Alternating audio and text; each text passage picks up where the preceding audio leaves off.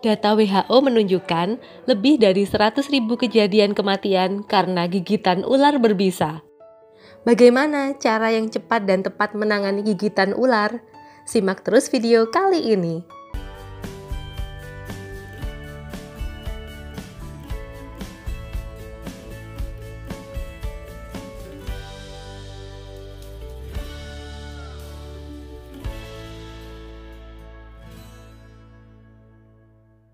Ular banyak di daerah tropis, termasuk Indonesia. Ular menggigit sebenarnya adalah cara bagi ular untuk melindungi diri dari sesuatu yang dianggapnya sebagai ancaman. Ada dua jenis ular, jenis berbisa dan jenis tidak berbisa. Ada kurang lebih 2.000 jenis ular dan 200 jenis diantaranya adalah jenis ular berbisa. Perbedaan antara keduanya dari segi fisik yang bisa dikenali meliputi: yang pertama, kepala. Pada ular berbisa, bentuknya cenderung segitiga. Pada ular tidak berbisa, bentuknya cenderung kotak panjang. Yang kedua adalah gigi taring dan kelenjar bisa. Pada ular berbisa, tampak dua gigi taring besar di rahang atas. Sedangkan pada ular yang tidak berbisa, gigi taringnya tampak halus atau kecil. Selanjutnya adalah kelenjar bisa, terletak di tiap sisi kepala, di bawah dan di belakang mata ular, terbungkus oleh selubung otot. Bisa ular mengandung enzim dan protein. Bisa inilah yang berbeda, ada yang berbahaya bagi tubuh, ada yang tidak. Yang ketiga adalah pupil mata. Pada ular berbisa, bentuknya pipih tipis, berwarna hitam, bisa vertikal, dikelilingi bola mata warna kuning hijau. Pada ular tidak berbisa, pupil matanya bulat. Yang keempat adalah corak kulit atau sisik kulit. Umumnya, ular berbisa memiliki corak kulit atau sisik yang mencolok. Ular bungarus atau di Indonesia biasa disebut ular welang dan weling memiliki corak belang hitam putih dengan perut bawah berwarna putih. Pada beberapa jenis ular yang disebut Viperidae, corak kulit atau sisiknya bisa melakukan mimikri atau berganti warna dengan cepat. Jika menempel di daun akan berwarna hijau dan jika menempel di tanah akan berubah menjadi coklat. Ada juga jenis ular cabai yang memiliki garis merah mencolok di badannya. Yang kelima adalah ekor ular. Ekor ular cenderung lancip pada ular berbisa, sedangkan pada ular tidak berbisa cenderung berbentuk tumpul. Yang keenam adalah bekas gigitan. Pada ular berbisa, bekas gigitan berupa dua lubang kecil atau dua titik kecil, bekas tusukan dua gigi taring, mirip bekas tancapan atau tusukan benda tajam.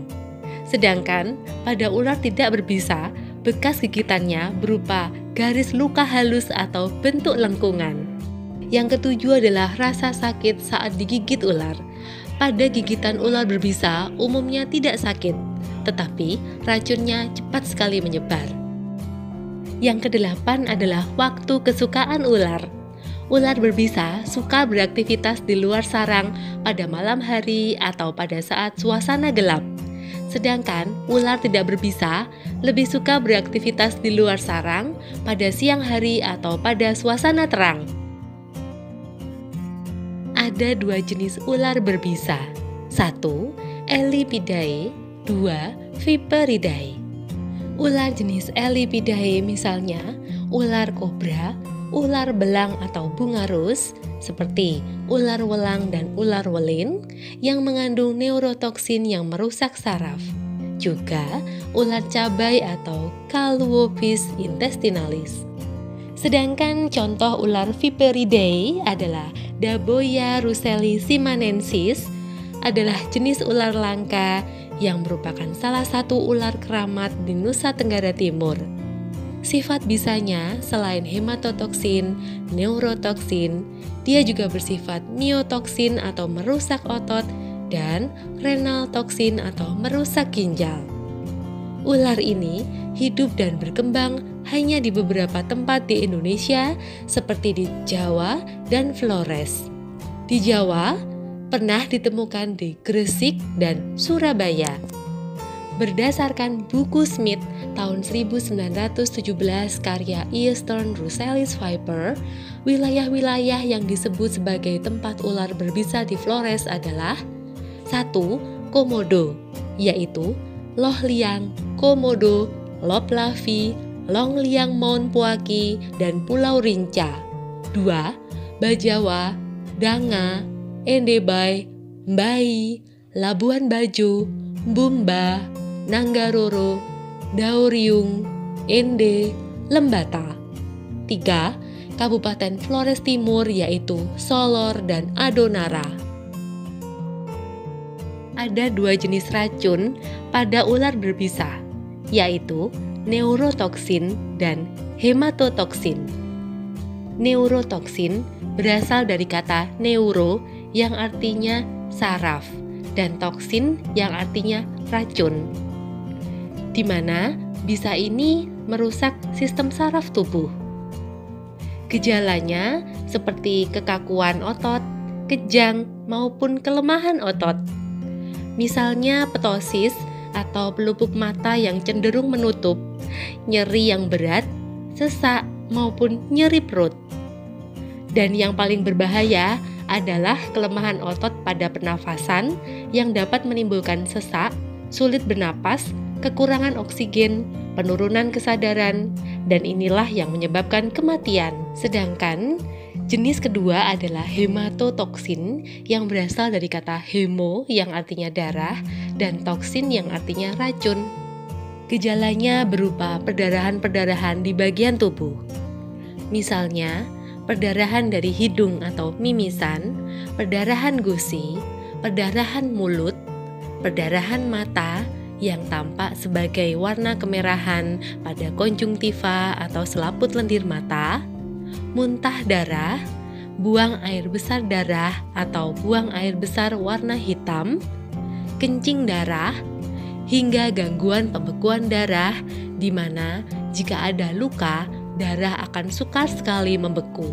Gejala yang perlu diwaspadai yang lain adalah sindroma kompartemen. Sindroma kompartemen adalah penekanan pada satu kumpulan otot besar. Ini terjadi karena pembengkakan usai gigitan ular. Karena adanya pembengkakan, pembuluh darah dan saraf pada daerah di sekitar luka gigitan ular itu akan ikut terjepit. Hingga satu bagian tubuh itu kekurangan suplai oksigen, mengalami kelumpuhan, hingga mengalami kerusakan yang menetap. Jika sindroma kompartemen ini terjadi, maka perlu segera dilakukan operasi untuk membantu membuka jeratan otot dan pembengkakan ini. Gejala yang perlu diwaspadai pada gigitan ular berbisa. Ada 2 jenis gejala, yaitu gejala lokal dan gejala sistemik. Gejala lokal adalah tanda-tanda yang dirasakan di sekitar bagian tubuh yang digigit ular. Sedangkan gejala sistemik adalah tanda-tanda yang dirasakan di bagian tubuh yang letaknya jauh dari bagian tubuh yang digigit ular. Gejala sistemik merupakan tanda bahwa bisa ular telah jauh menyebar. Gejala lokal bisa muncul mulai 30 menit sampai 24 jam pertama usai gigitan ular. Gejala lokal misalnya bengkak, nyeri, biru, atau lebam. Sedangkan gejala sistemik misalnya sesak, pusing, mual, muntah, menggigil, lemah otot maupun kaku otot, berkeringat, pandangan kabur, ptosis atau kelopak mata tertutup karena kelemahan otot membuka mata, tekanan darah turun, syok, hingga henti jantung. Jika Anda usai digigit ular, apa yang harus dilakukan dan tidak boleh dilakukan? Yang harus Anda lakukan adalah yang pertama, tenang, jangan panik. Yang kedua, jika memungkinkan, ingatlah tempat kejadian, jenis ular, ukuran, warna, bentuk kepala, penampakan gigi, dan lain-lain. Bahkan jika perlu, fotolah ular yang telah menggigit Anda. Atau jika memungkinkan, bawalah ular yang telah menggigit Anda baik dalam keadaan hidup maupun mati. Tujuan dari kita mengetahui jenis dan ciri ular yang telah menggigit kita dapat menyampaikan informasi ini kepada tenaga medis pada akses kesehatan, sehingga tenaga medis dapat memberikan pengobatan dan tindakan yang tepat. Tidak semua kasus gigitan ular diberikan penanganan dan pengobatan yang sama. Yang ketiga, minimalkan gerakan bagian tubuh yang tergigit. Yang keempat, posisikan bagian tubuh yang tergigit itu lebih rendah daripada bagian tubuh di atasnya atau di pangkalnya. Yang kelima, bersihkan kulit sekitar gigitan, tutup dengan kain bersih dan jangan dijerat. Yang keenam, lepaskan semua jeratan, misalnya cincin, jam tangan, gelang, sabuk, atau ikat pinggang, agar bagian tubuh yang usai tergigit tidak bertambah bengkak. Yang ketujuh, segeralah ke akses kesehatan. Yang tidak boleh Anda lakukan adalah: yang pertama, menyedot daerah gigitan. 2, menyayat daerah gigitan, karena ini akan semakin membuka pintu kuman masuk ke dalam luka. Yang ketiga, mengoles atau mengompres dengan bahan kimia apapun ke daerah bekas gigitan ular, termasuk air dingin, air panas, dan semua jenis minyak. 4. Memijat-mijat daerah bekas gigitan. 5. Menjerat atau mengikat daerah bekas gigitan, apalagi terlalu kencang. Ada sumber yang menyebutkan boleh dilakukan jeratan jika 2 hal. 1. Jika dalam 30 menit tidak muncul gejala sistemik. 2. Tidak tersedia serum anti bisa ular atau sabu di daerah sekitar Anda. 6. Jangan konsumsi kafein, misalnya yang terdapat dalam kopi, teh, atau coklat. Dan jangan mengkonsumsi alkohol, misalnya bir beralkohol, tape, arak, dan hasil fermentasi lain. Kafein dan alkohol berisiko meningkatkan penyerapan dan penyebaran bisa ular ke seluruh tubuh. 7. Jangan mengejar atau berusaha menangkap ular. Lebih baik segeralah mencari akses kesehatan terdekat. Jika Anda sudah sampai di akses kesehatan, apa yang akan dilakukan? Anda perlu rawat inap sampai dengan 24 jam. Alasannya, 1. Reaksi dan gejala yang muncul bisa berbeda-beda di tiap-tiap orang. Bisa cepat, bisa lebih lambat. Setidaknya, batas maksimal muncul gejala pertama adalah dalam 24 jam pertama usai gigitan ular. Alasan utamanya rawat inap adalah untuk mengawasi bertambah luasnya bengkak, berjaga-jaga jika ternyata muncul gejala sistemik. Gejala sistemik inilah yang berbahaya bagi tubuh. Pada saat gejala sistemik muncul, Anda perlu diberikan sabu atau serum anti bisa ular.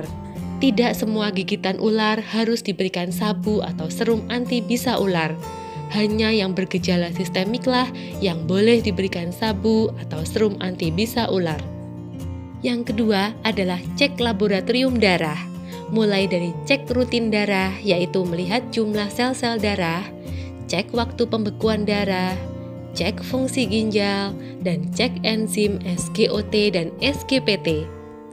Alasan yang ketiga, di pusat kesehatan tersedia alat-alat yang lengkap, di mana jika sewaktu-waktu dibutuhkan segera untuk kegawat daruratan, sudah siap diberikan pertolongan, mulai dari oksigen, infus, dan obat-obatan, serta tenaga kesehatan.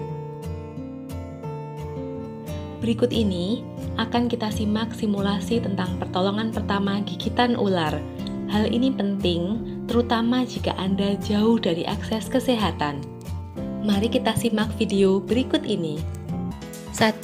Posisikan bagian tubuh yang tergigit ular sejajar dari arah pangkal ke arah ujung. 2. Pakaikan bidai untuk meminimalkan gerakan dari bagian tubuh yang tergigit ular. Bidai Bisa dibuat dari ranting atau tangkai pohon, kardus, atau kayu. Buatlah menjadi papan atau tongkat yang cukup keras, kuat, dan tidak mudah bengkok atau patah. Letakkan setidaknya di kedua sisi, kiri dan kanan pada bagian tubuh yang tergigit ular. Posisikan bidai melewati dua sendi agar meminimalkan gerakan dari bagian tubuh yang tergigit ular. Cek gerakan, usahakan gerakan seminimal atau sesedikit mungkin. Fiksasi atau rekatkan kedua bidai itu dengan tali, tetapi tali pengikatnya tidak boleh menutupi lokasi luka gigitan ular. Lokasi luka gigitan ular harus dapat terlihat dari luar, sehingga kita bisa mengawasi bertambahnya ukuran bengkak di sekitar luka gigitan ular. Jika di sekitar Anda tidak ada kasa atau perban, Anda dapat menggantinya dengan bahan lain seperti lakban, plester, kain, tali rafia, sabuk, atau bahkan akar pohon. Yang penting, pembalutan atau pengikatannya jangan terlalu erat agar aliran darah dari pembuluh darah tetap lancar.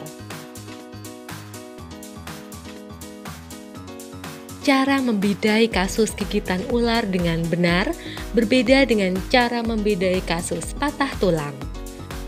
Perbedaannya yaitu, jika pada kasus patah tulang, seluruh bagian tubuh yang diduga patah akan dibalut seluruhnya, sehingga bagian tubuh yang diduga patah itu tidak akan tampak dari luar. Sedangkan pada kasus gigitan ular, letak pembalutan atau pengikatannya usahakan agak jauh dari lokasi bekas gigitan ular.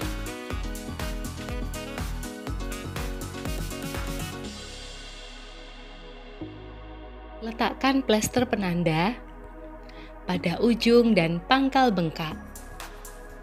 Tuliskan pada plester penanda tanggal dan jam pengukuran. Hasil pengukurannya adalah data cm per jam. Ukuran bengkak inilah yang akan dicek dan dicatat tiap 2 jam.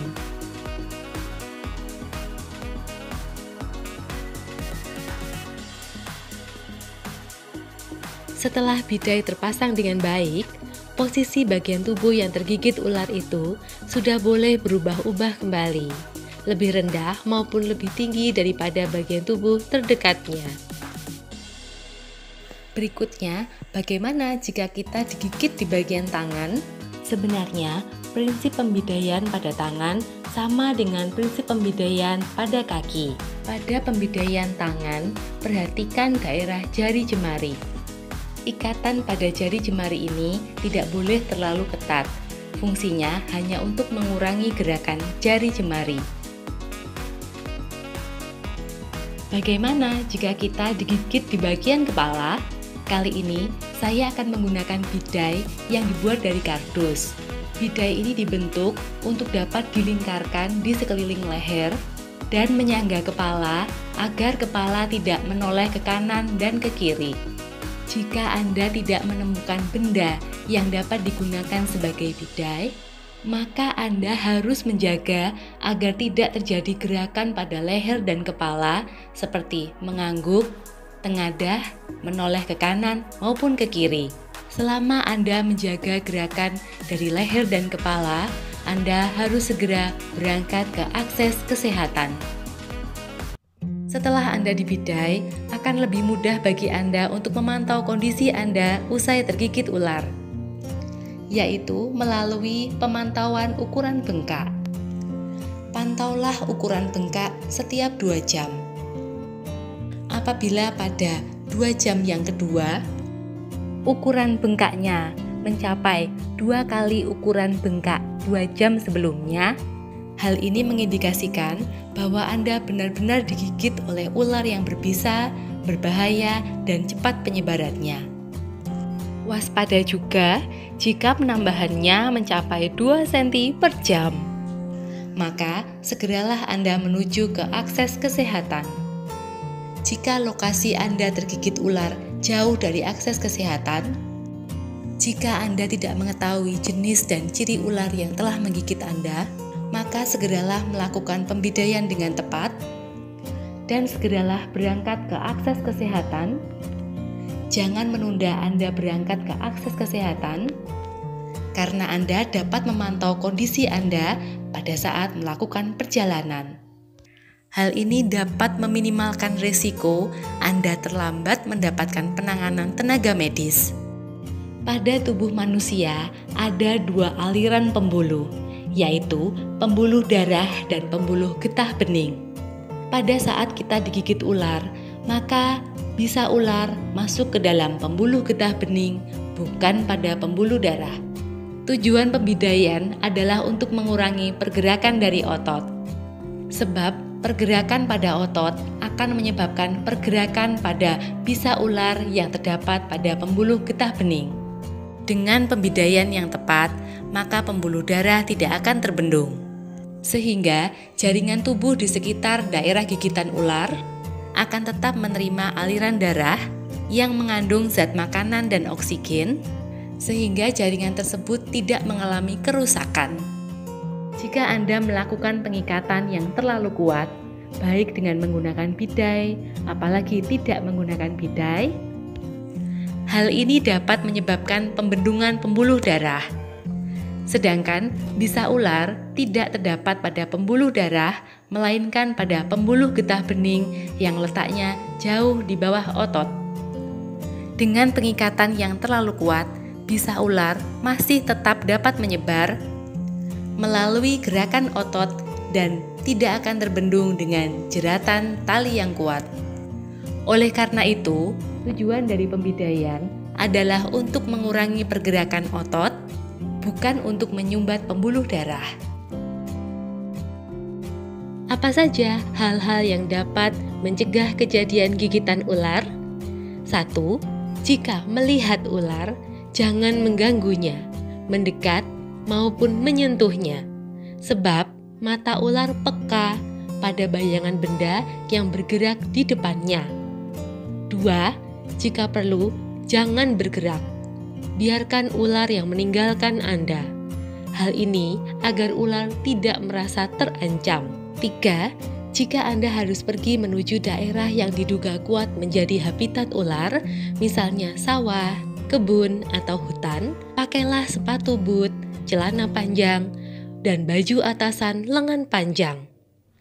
Jangan masukkan bagian tubuh ke celah-celah batuan atau lubang di pohon atau di tanah.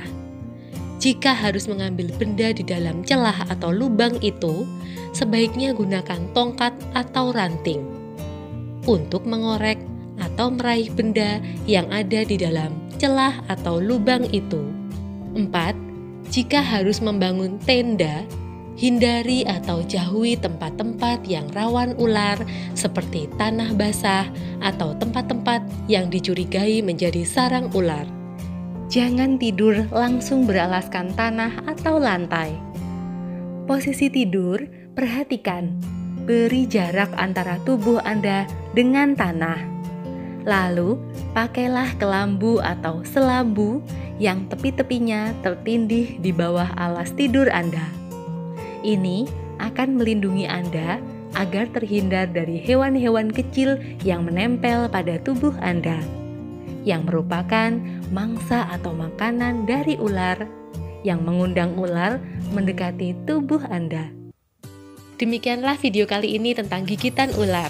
Jangan lupa untuk like, komen, share, subscribe, dan tekan tombol notifikasi agar tidak ketinggalan info-info kesehatan lainnya. Akhir kata, tetap sehat dan bahagia bersama kami dalam Happy and Healthy.